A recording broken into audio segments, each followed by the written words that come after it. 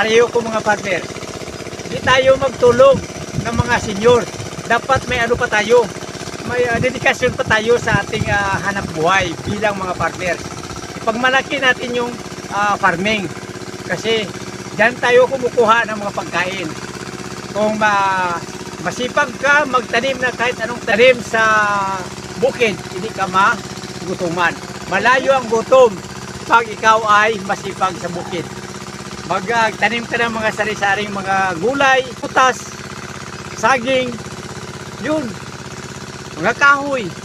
Para hindi ka nabali, mahal ngayon ang yung price guys, yung mga silin, mahal ngayon, mga ka-senior, mahal. So pag marami kang kahoy, walang problema. Kaya kumuha ka lang ng mga sanga-sanga niya, tapos ipatuyo mo, pwede ka na magkasaing. Maganda pa ang luto ng galing sa kahoy.